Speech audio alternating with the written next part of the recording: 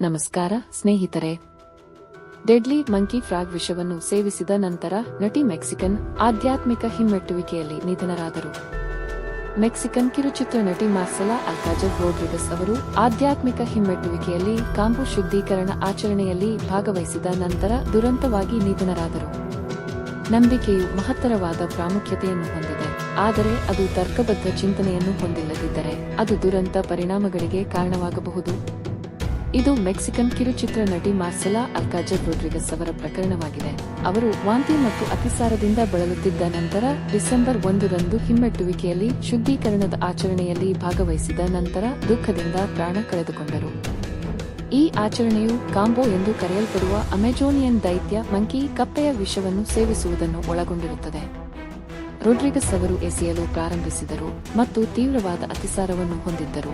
ಇದು ಗುಣಪಡಿಸುವ ಮೂಲಕ ದೇಹದ ಪ್ರತಿಕ್ರಿಯೆಗಳ ಭಾಗವಾಗಿದೆ. ಅನಾರೋಗ್ಯದಿಂದ ಬಳಲುತ್ತಿರುವಾಗ ಅವಳು ಮೊದಲು ಸಹಾಯವನ್ನು ನಿರಾಕರಿಸಿದಳು, ಆದರೆ ಅಂತಿಮವಾಗಿ ಅವಳ ಸ್ನೇಹಿತ ಅವಳನ್ನು ನೋಡಲು ಬಂದಾಗ ಸಮ್ಮತಿಸಿದಳು, ಪ್ರತ್ಯಕ್ಷದರ್ಶಿಗಳು ಹೇಳಿದರು.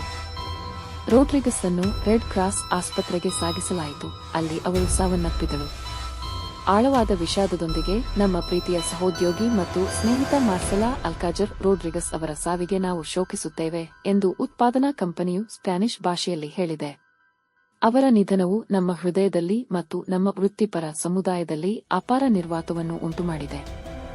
ಅವರ ಸಮರ್ಪಣೆ, ಸಂತೋಷ ಮತ್ತು ಬದ್ಧತೆ ಅವಳ ಪಕ್ಕದಲ್ಲಿ ಕೆಲಸ ಮಾಡುವ ಸವಲತ್ತು ಹೊಂದಿರುವ ನಮ್ಮೆಲ್ಲರ ಮೇಲೆ ಆಳವಾದ ಗುರುತು ಹಾಕಿದೆ. ಈ ದುರದೃಷ್ಟಕರ ಘಟನೆಯು ಅಂತಹ ಸಾಂಪ್ರದಾಯಿಕ ಆಚರಣೆಗಳ ಅಪಾಯಗಳ ಬಗ್ಗೆ ಮತ್ತು ಕ್ಷೇಮ ಹುಡುಕುವವರಲ್ಲಿ ಅವುಗಳ ಹೆಚ್ಚುತ್ತಿರುವ ಜನಪ್ರಿಯತೆಯ ಬಗ್ಗೆ ಚರ್ಚೆಗಳನ್ನು ಹುಟ್ಟುಹಾಕಿದೆ.